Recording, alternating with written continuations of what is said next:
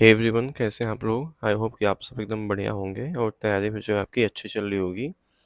तो आज के इस वीडियो में मैं आपसे जो है नर्सिंग एप्टीट्यूड के कुछ इंपॉर्टेंट क्वेश्चंस डिस्कस करूंगा जो आपके एग्ज़ाम के पॉइंट ऑफ व्यू से इंपॉर्टेंट है।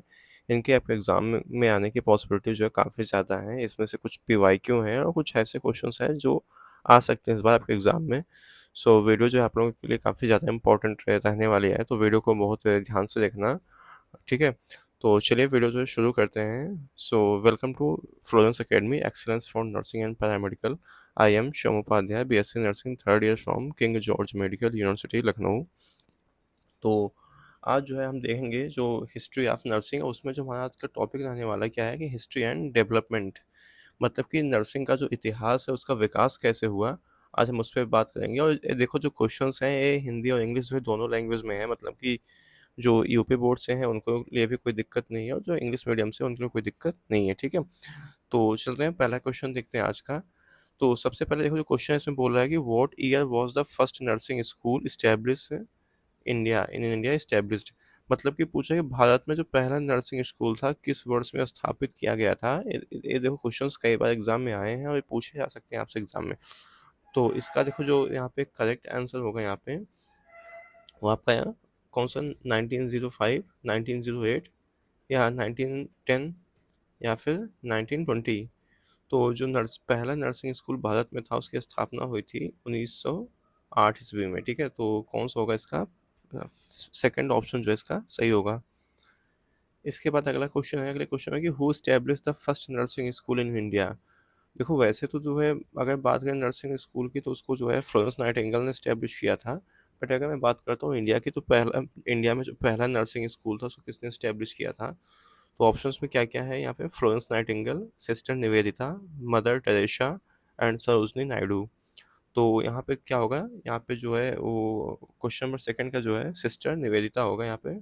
ठीक है, तो देखो अगर आप ऐसे ही क्वेश्चंस की प्रैक्टिस करना चाहते हो, आप अगर आप लोग जो है एक मॉक टेस्ट की सर्च में हो कि आपको कोई एक मॉक टेस्ट मतलब मिले जहाँ पे आपको पूरा सिलेबस जो है होल सिलेबस का एक एग्ज़ाम आपका हो कंडक्ट हो और जो पेपर पैटर्न हो उसका यूपी सीनेट पे बेस्ड हो, तो देखो मैं आप लोगों के लिए लेके आया हूँ Florence Academy full run test series. ठीक है, जो FLTS है इसकी खास बात यह है कि इसमें आपको जो क्वेश्चंस मिलेंगे ना वो सेम जो है आपके सीनेट के एग्ज़ाम और पैटर्न पे मिलेंगे। ठीक है, एकदम एग्ज़ाम और पैटर्न पे आपके इसमें बेस्ड जो है वो आपको यहाँ पे क्वेश्चंस मिलने वाले हैं। और ये जो आपका जो मॉक टेस्ट होगा ये बाइलिंगुअल होगा, मतलब कि हिंदी और इंग्लिश जो है दोनों ये मीडियम में होगा, तो कोई दिक्कत की बात नहीं है जो बच्चे यूपी बोर्ड से हैं। ठीक है, और अगर आप देखो इसको बाई करना चाहते हो तो आपको व्हाट्सएप करना है 81115529 251 पे। ठीक है, आपको इस नंबर पे जो व्हाट्सएप करना है, यहाँ पे आपको जो सारी इन्फॉर्मेशन जो है प्रोवाइड कर दी जाएगी।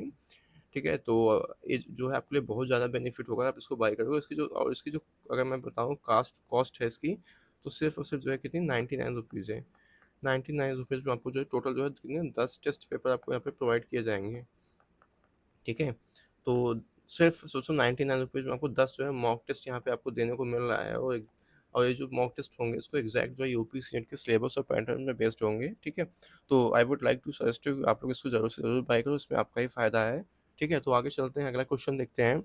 अगले क्वेश्चन बोला कि which organisation was formed in 1929 to improve nursing education and practice in India. Bharat में नर्सिंग शिक्षा और अभ्यास में सुधार के लिए 1929 में किस संगठन का गठन किया गया था। पहला है कि इंडियन नर्सिंग काउंसिल, सेकंड है यहाँ पे trend nurses association of India, इसे TNI भी बोलते हैं, and nursing education society and all India nurses union. ठीक है, तो इसका जो है कौन सा ऑप्शन सही होगा यहाँ पे, सेकंड होगा। ठीक है, यहाँ पे जो है इसका सेकंड ऑप्शन जो है वो आपका यहाँ पे सही होगा। क्या होगा, trend nurses association in India, TNAI।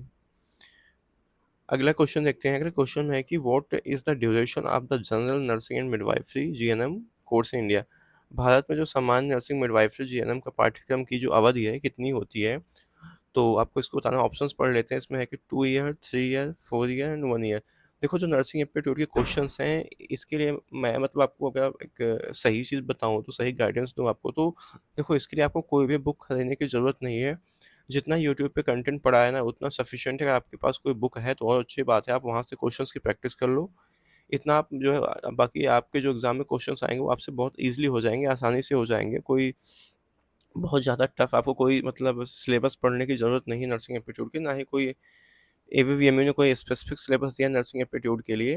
तो देखो जितने क्वेश्चंस हैं ना यूट्यूब पे और बुक में आप उतना कर ले जाओ आराम से आपके जो है वो अगर 24 में से समझो 20 प्लस आपके क्वेश्चन जो है सही हो जाएँगे वो। तो यहाँ पे जीएनएम के कोर्स का आपको ड्यूरेशन बताना है कि जो जीएनएम कोर्स होता है कितने साल का होता है, तो यहाँ पे क्या होगा यहाँ पे 3 ईयर। क्या होगा सर बी ऑप्शन जो है सही है। कितना 3 साल का जो होता है वो 3 वर्ष का जो है जीएनएम का कोर्स होता है। अगला क्वेश्चन है कि what is the duration of auxiliary nurses and midwifery. तो देखो ये जो क्वेश्चन है ना अभी देखो जब मैं एग्ज़ाम दिया था उस टाइम पे देखो आई थिंक जीएनएम या फिर एएनएम में से किसी का एक फुल फॉर्म पूछ लिया था, ठीक है? तो आपसे देखो ज़रूरी नहीं है क्वेश्चंस को बहुत ध्यान से पढ़ते हुए चलना क्योंकि एक ही क्वेश्चन में कई सारे आपके क्वेश्चंस बन सकते हैं। तो देखो जीएनएम का जो फुल फॉर्म होता है क्या होता है जनरल नर्सेज एंड मिडवाइफरी। बाकी भी आपको मैं एएनएम का भी बताऊंगा, इसका जो ड्यूरेशन होता है कितना 3 साल होता है जी, ठीक है। अब देखो यहाँ पे एएनएम क्या आ गया, तो आप यहाँ से एएनएम का भी जो फुल फॉर्म इसको याद कर सकते हो, आपसे एग्जाम में पूछा सकते हैं कि एएनएम का फुल फॉर्म क्या होता है, तो क्या होता है ऑक्सिलरी नर्सेज एंड मिडवाइफरी। यहाँ पे आपको बताना है कि जो एएनएम होती हैं दाई मतलब उनका जो पाठ्यक्रम होता है ड्यूरेशन होगा कितना टाइम का होता है। तो 1 साल 2 साल 3 साल एंड 4 साल। तो देखो जो एएनएम का कोर्स होता है इसकी जो टाइम ड्यूरेशन होती है कितनी होती है 2 ईयर होती है, 2 साल का कोर्स होता है एएनएम का। एक तरह से डिप्लोमा कोर्स होता है एक किसमें नर्सिंग में। इसके बाद अगला क्वेश्चन है कि after completing a GNM course which under graduate degree can be student perceive. देखो जो जीएनएम होता है जीएनएम में आपका यूजी कोर्स नहीं होता है, आपका अगर यूजी कोर्स कोई अंडर ग्रेजुएट जो कोर्स होता है बीएससी नर्सिंग होता है। तो जो लोग जीएनएम किए जाते हैं वो भी मतलब आगे चल के वो ग्रेजुएशन कर सकते हैं। तो उनके लिए देखो एक अलग से जो मतलब उसका एंट्रेंस एग्जाम अलग से होता है, फिर वो अलग से उनकी लगभग पढ़ाई करनी होती है उनको। तो उसको बोलते हैं पोस्ट बेसिक बीएससी नर्सिंग। आप सबने इसका नाम सुना होगा, पोस्ट बेसिक बीएससी नर्सिंग, ठीक है। इसको करने के बाद ये लोग जो होते हैं वो बीएससी नर्सिंग के इक्विवेलेंट हो जाते हैं और जो भी फॉर्म्स होते हैं उसको फिल करने के लिए एलिजिबल हो जाते हैं। तो इसका जो कौन सा ऑप्शन सही होगा, वैसे यहाँ पे पहला होगा बीएससी नर्सिंग, बट इसको अगर स्पेसिफिक में बताऊँ तो इसको बोलते हैं पोस्ट बेसिक बीएससी नर्सिंग, ठीक है। जीएनएम कोर्स पूरा करने के बाद छात्र जो है कौन सी स्नातक डिग्री यहाँ पे प्राप्त कर सकते हैं, तो क्या होगा बीएससी नर्सिंग, या फिर अगर ऑप्शन में पोस्ट बेसिक दिया है तो ज़्यादा अप्रोप्रिएट क्या है आपका, वो है आपका पोस्ट बेसिक है, ठीक है। अब आगे चलते हैं, अगला क्वेश्चन देखते हैं। अगले क्वेश्चन में है कि what is the duration of BSc nursing course in India. देखो ये भी क्वेश्चन आपसे एग्जाम में पूछा जा चुका है सीनेट के। तो जो बीएससी नर्सिंग कोर्स होता है इसका ड्यूरेशन क्या होता है, तो कितने साल का होता है 2 ईयर 4 ईयर 3 ईयर 5 ईयर। तो देखो जो बीएससी नर्सिंग होता है 4 साल का कोर्स होता है विद इंटर्नशिप। कहीं कहीं ऐसे कुछ ऐसे कॉलेज हैं जहाँ पे इंटर्नशिप जो है 6 महीने की उनसे सबसे अलग से कराई जाती है, बट जो यूजुअली जो हमें देखने को मिलता है वो 4 साल का बीएससी नर्सिंग का कोर्स होता है इंडिया में। आगे देखते हैं अगला क्वेश्चन। अगले क्वेश्चन है कि सैलरी के ऊपर पूछा है कि what is the average salary ranges of nurse in India. एक नर्सिंग ऑफिसर की जो सैलरी होती है इंडिया में क्या होती है। तो पहला ऑप्शन यहाँ पे है कि 1 lakh to 3 lakh per annum, 2 lakh to 6 lakh per annum, 3 lakh to 5 lakh per annum and 5 lakh to 7 lakh per annum. तो एनम मतलब यहाँ पे देखो एक साल की यहाँ पे पूछा है कि एक साल में कितना होता है, पर मंथ का नहीं यहाँ पे दिया है। तो देखो जो अगर एक मिनिमम सैलरी में बात कर रहा हूँ, देखो वैसे तो होती बहुत ज़्यादा है। अगर मैं एक एवरेज अभी बात करूँ तो अभी फ़िलहाल जो है 80-90 हज़ार के आसपास सैलरी है नर्सिंग ऑफिसर की। बाकी आगे चल के अभी जब 8th पे कमीशन यहाँ पे अप्लाई होगा उसके बाद तो 130-140 के आसपास सैलरी हो जाएगी। तो बहुत बढ़िया स्कोप है नर्सिंग फील्ड में आगे चल के। तो यहाँ इसका जो सही ऑप्शन होगा इसका क्या होगा यहाँ पे 2 lakh to 6 lakh per annum. एक एवरेज सैलरी अभी मैं बात कर रहा हूँ, ठीक है। एवरेज इससे बहुत ज़्यादा सैलरी होती है नर्सिंग ऑफिसर की, ठीक है। उसके बाद आगे बात करता हूँ। अगला क्वेश्चन है कि which area experiences a significant shortage of qualified nurses in India. Bharat के किन क्षेत्रों में योग्य नर्सों की भारी कमी है। तो सब अर्बन, अर्बन एंड मेट्रोपोलिट क्या है मेट्रोपॉलिटन एरियाज एंड रूरल, ठीक है। तो इसका क्या होगा, जो कौन सा ऑप्शन सही है यहाँ पे, सी होगा। क्या होगा रूरल एरियाज में जो होते हैं जो ग्रामीण क्षेत्र, रूरल का मतलब होता है ग्रामीण क्षेत्र, गाँव के क्षेत्र जहाँ पे अभी बहुत ज़्यादा जो है नर्सेस की कमी है वहाँ पे। आगे चलते हैं, अगला क्वेश्चन देखते हैं। अगला क्वेश्चन है कि what is the major challenger face by nurses in India apart from shortages. तो lack of training programs, long hours and stress, limited job opportunities, low salary package. Bharat में नर्सों के सामने कमी के अलावा एक बड़ी चुनौती क्या है? तो क्या है यहाँ पे? लंबे घंटे और तनाव, मतलब काफ़ी देखो ज़्यादा है जो इनकी जो जॉब होती है काफ़ी ज़्यादा हेक्टिक होती है। तो अभी जो है बहुत ज़्यादा मतलब नर्सिंग ऑफिसर्स की कमी है इंडिया में। तो अगर एक चीज़ दूर कर दी जाए तो फिर जो है आगे चल के जो ये जो स्ट्रेस एंड जो यहाँ पे लॉन्ग आवर्स का जो एक है जो डिसएडवांटेज, वो भी जो है दूर हो जाएगा।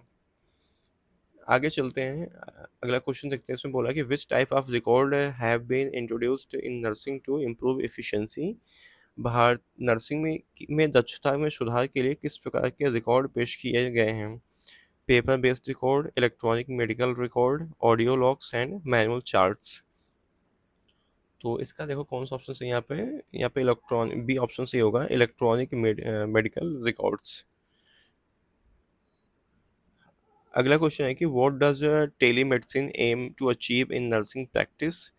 Enhancing patient comfort in hospital, अस्पतालों में रोगी की सुविधा बढ़ाना, इम्प्रूविंग रिमोट केयर डिलीवरी, दूरस्थ जो देखभाल वितरण में सुधार करना, reducing the need of nursing education, nursing शिक्षा की आवश्यकता को कम करना, एलिमिनेटिंग फिजिकल चेकअप्स, शारीरिक जांच को खत्म करना। तो इसका जो है कौन सा ऑप्शन सही होगा यहाँ पे? इम्प्रूविंग रिमोट केयर डिलीवरी, मतलब कि जो दूरस्थ देखभाल वितरण में उसको सुधार करना है। अगला क्वेश्चन है कि what shift has been observe in nursing care in recent years. हाल के वर्षों में नर्सिंग देखभाल में क्या बदलाव देखा गया है? Technology focused care, community centred care, patient centred care and institution led care. तो इसका जो है कौन सा ऑप्शन सही होगा?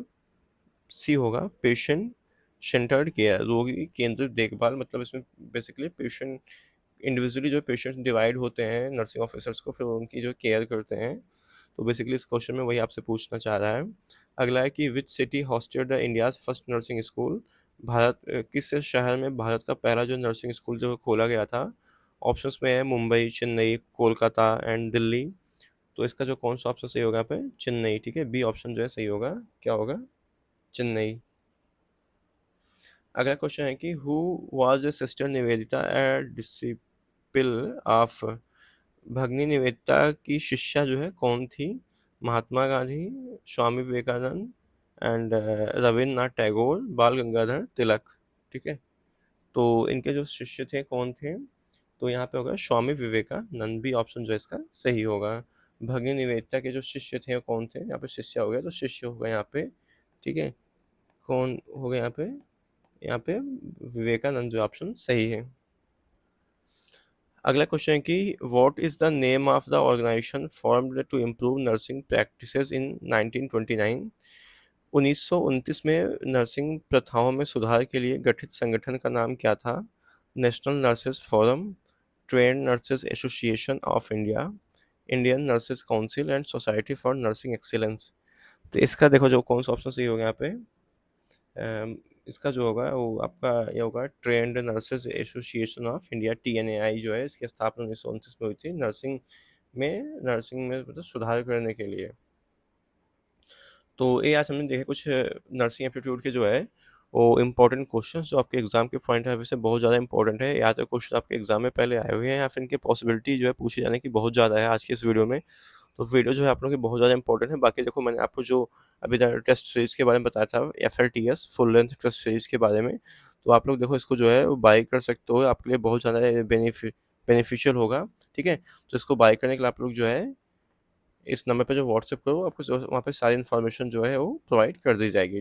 ठीक है, तो आज की वीडियो जो है हम लोग जो है यहीं पे एंड करते हैं। तो फिलहाल देखो जो आज की वीडियो में बस इतना ही। बाकी अगर आपको जो वीडियो पसंद आया हो तो वीडियो को लाइक कर देना और चैनल के सपोर्ट में जो है चैनल को सब्सक्राइब कर देना। Thank you so much watching for this video.